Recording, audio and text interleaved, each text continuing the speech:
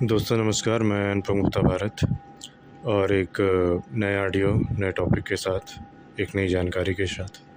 और टाइटल से आप जान गए होंगे और आपने कुछ अपने दिमाग में धारणा भी सोच ली होगी कि क्या होगा इसमें। ठीक है, देखिए जो स्तंभन होता है, स्तंभन को हमेशा एक जिसे कहते हैं कि सही तरीके से उसकी व्याख्या ही नहीं हुई, या व्याख्या होती भी है तो बहुत लोगों को समझ में नहीं आता। स्तंभन का मतलब होता है कि किसी चीज़ को रोक देना, और रोकने का मतलब हमेशा नेगेटिव ही नहीं होता। स्तंभन का मतलब ये नहीं होता कि मैं आपको कोई ब्लैक मैजिक या टोना टोटका सिखा रहा हूँ। स्तंभन का मतलब होता है कि जो भी हमारे ऊपर एक दबाव हो रहा है या दबाव बनाया जा रहा है, भौतिक रूप से या आध्यात्मिक रूप से, जो भी चीज़ें हमें तकलीफ़ दे रही हैं, चाहे भौतिक हो या आध्यात्मिक हो, जो भी स्थिति या लोग या व्यक्ति, वस्तु, संस्था, स्थान, सिस्टम, कुछ भी जो भी हमें हमारे लक्ष्यों तक पहुंचने से रोक रहा है, उनको रोक देना, न कि उन्हें मार देना, न हटा देना, ना उनको जो है क्या कहते हैं अपने रास्ते से हटा देना, या किसी भी उसमें क्या कहते हैं उनको ले जाना, पागल कर देना, ऐसा कुछ भी नहीं है।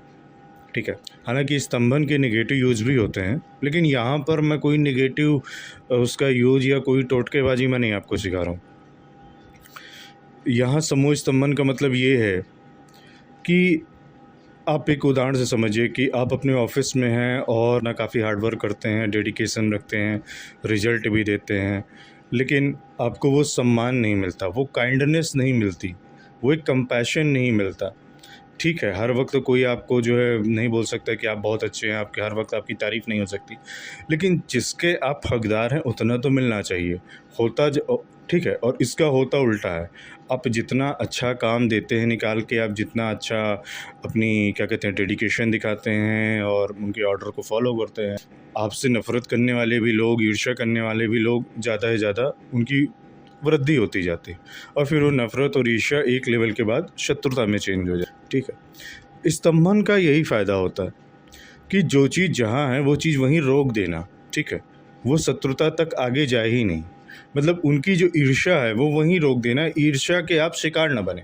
ठीक है, उल्टा आपको वो लोग काइंडनेस से आपको समझें, आपको कंपैशन दें, या आपको या जैसे होता है कि लोग स्माइल के साथ आपके सामने आएँ या आपसे बात करें।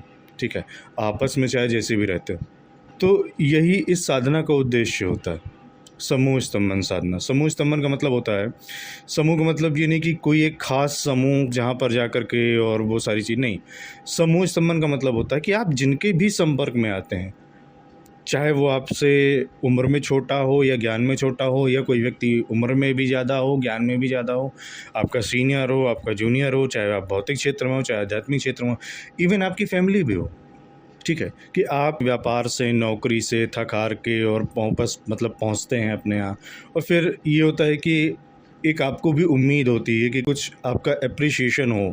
ठीक है, या आपको कोई समझे, आपकी भावनाओं को समझे, आप जो लगातार इतनी हार्ड वर्क करते हैं, इतना डेडिकेशन करते हैं, फैमिली के हर इशू को सॉल्व करने में आगे रहते हैं, तो उस चीज़ को लोग समझें, आपको समझें।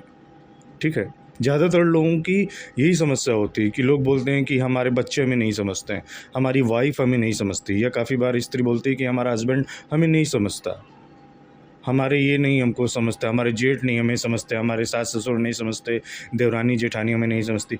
ये जो समझने वाली स्थिति है, वो ये होता है ना कि समझने का मतलब कि आपको एक तरीके से एप्रिशिएट करना, कि आप जो है बहुत अच्छा काम करते हैं, फैमिली को जोड़ के रखते हैं, सबकी हेल्प करते हैं, हमेशा आगे से आगे रहते हैं।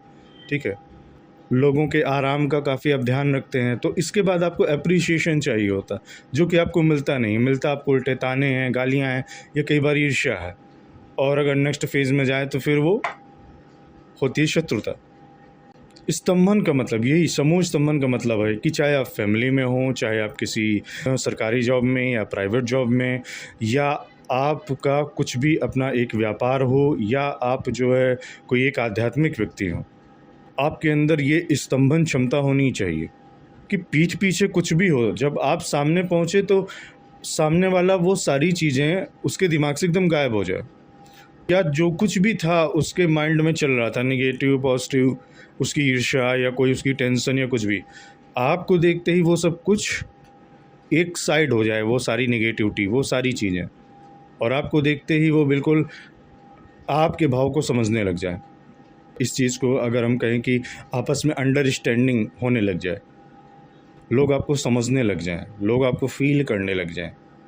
आप एक आध्यात्मिक व्यक्ति हैं तो आपकी स्पिरिट्स भी आपको समझती हों। स्पिरिट्स का मतलब ये नहीं कि वो सिर्फ आपको आज्ञा ही देती हों।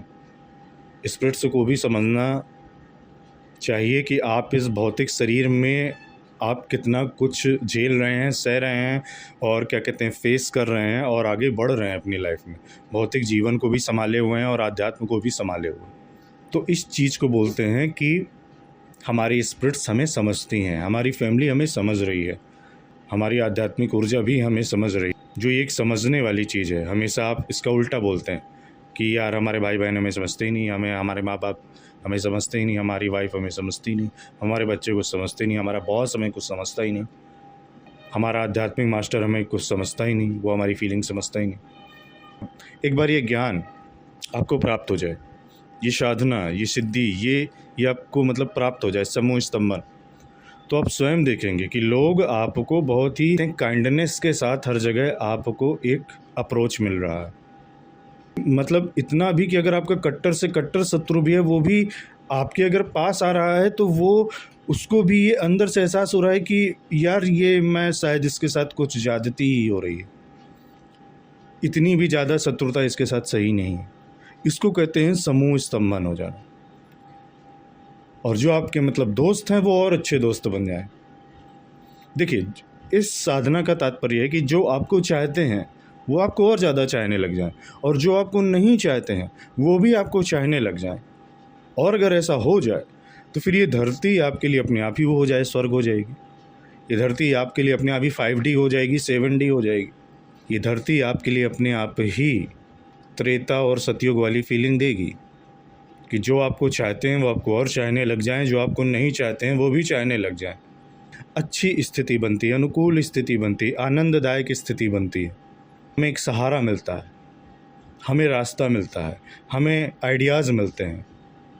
अंदरूनी शक्ति के साथ साथ हमें बाहरी शक्ति की भी आवश्यकता होती है, वो मिलती है।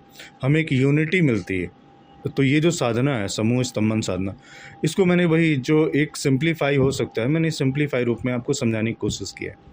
बाकी इसमें वही होगा, रिचुअल होगा, और इसमें आपको कोई भी टोटकेबाजी टाइप कुछ भी नहीं करना है, ठीक है। ये वो वाला स्तंभन नहीं है, ठीक। ये वो स्तंभन नहीं है कि जिससे आप किसी दूसरे के जीवन को चौपट करते हैं। ये वो स्तंभन साधना है जिससे आप अपने जीवन को और ऊंचाई पे ले जाएं।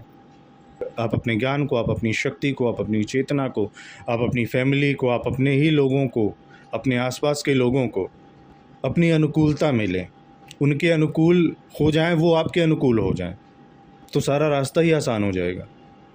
यही नहीं, इस साधना का ये भी फ़ायदा होता है कि अगर आप किसी अजनबी को भी मिलते हैं तो अजनबी भी इस ऊर्जा के प्रभाव से वो भी आपको उतनी देर को तो सपोर्ट देने ही लगता है। मान लीजिए आप किसी नए शहर में गए और वहाँ आपको बैंक में अकाउंट खोलना है या अकाउंट ट्रांसफ़र करना है या पैसों का कोई मामला है, तो बहुत ईजिली वो आपका काम ऐसे निपटाएगा जैसे कि आप उसके बेस्ट फ्रेंड हो, और वो इसी ऊर्जा का ही प्रभाव होगा, नो मैटर अपनी लाइफ में वो व्यक्ति कैसा भी हो।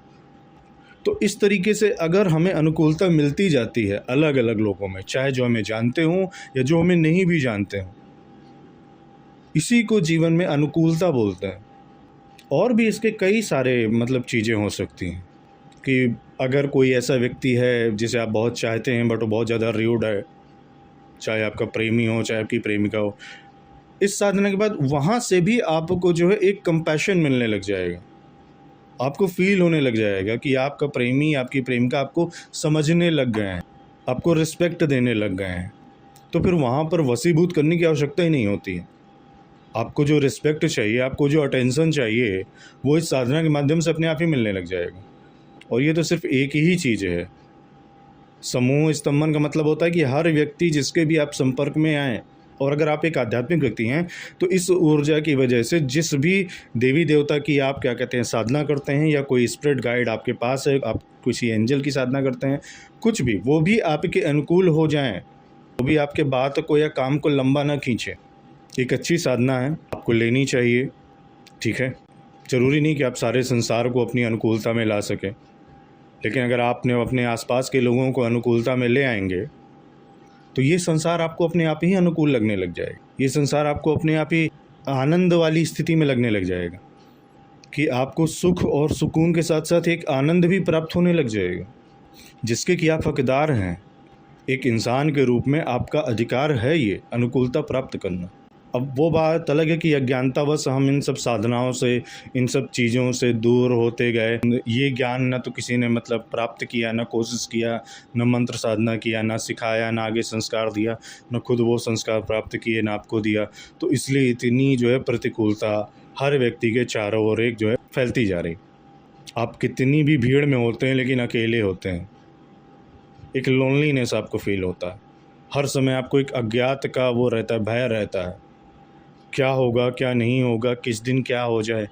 ये चीज़ें उचित नहीं हैं। खैर, जो चीज़ मैं समझा सकता था, जैसा मैं हमेशा बोलता हूँ, समझदारों को इशारा ही काफ़ी होता है। ये भी कोई बहुत हैवी रिचुअल नहीं है, बहुत नॉर्मल फीस होगी इसकी। उम्मीद करता हूँ कि आप इस अवसर को जाने नहीं देंगे, और एक बहुत ही अच्छी और श्रेष्ठ साधना है, आप ज़रूर अपनाएंगे, मुझे ऐसी उम्मीद है। और मुझे भी अच्छा लगेगा अगर आपके जीवन में अनुकूलता आएगी, अगर आपको आनंद प्राप्त होगा। Hope for the best. नमस्कार।